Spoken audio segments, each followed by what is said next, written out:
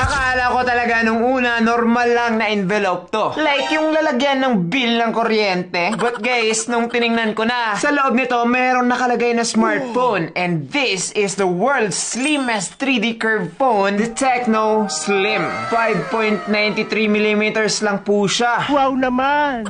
Sinong mag-aakala na merong cellphone to? Sobrang nipis. Well, today, tingnan natin. Pull lang natin tong string dito.